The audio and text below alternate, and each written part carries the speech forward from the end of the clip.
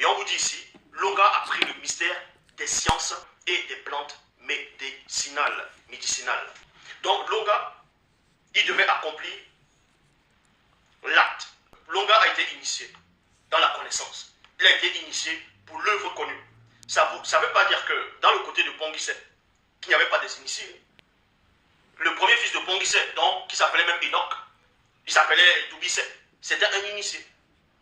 Le premier fils de Caïn, c'était un initié. Caïn lui-même était un initié. C'était un initié en chef. Dans le verset 15, on vous dit, quelques temps après, Longa se trouva assis sous un baobab lors d'un soir de pleine lune. Tandis qu'il pensait et méditait sur le mystère du crime fratricide de son frère Mundiwei, perpétré par Ponguisset dans le but du rétablissement connu pour rétablir la justice. Mais sauf que ce n'était pas à lui de le faire. Donc il se posait des questions de savoir où se trouvent actuellement ces deux frères, ces deux grands frères bien-aimés, donc Abel et Caïn. Tandis qu'il pensait et méditait sur le mystère du crime fratricide de son frère Mundiwei, perpétré par Ponguisset dans le but du rétablissement connu, il eut un éclat de lumière d'une très grande densité. Longa leva les yeux et regarda.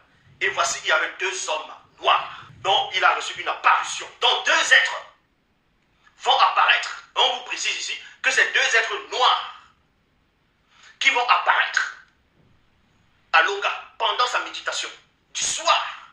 Et on donne la description ici. Tout le corps était comme l'éclat de l'éclair et les cheveux de la tête étaient crépus. Leur visage brillait comme l'éclair, les yeux étaient comme des flammes de feu ardent. Leurs bras et les pieds ressemblaient à des reins polis.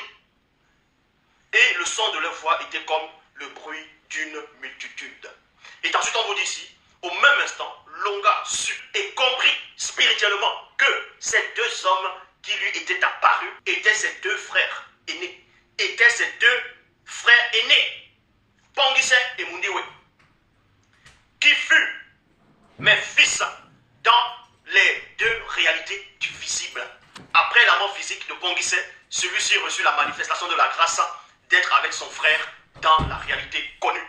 Donc vous voyez, dans les Bibles actuelles classiques, on vous dit que le sang d'Abel crie. Que le sang d'Abel crie vengeance. Crie vengeance. Donc ça veut dire qu'il faut qu'il se venge sur son frère. Que Dieu doit le venger sur son frère. Mais la réalité c'est quoi? Caïn a reçu la grâce. Ponguisset, donc Abel aussi a reçu la grâce. Ils se sont retrouvés là-bas, dans le grand tour des choses.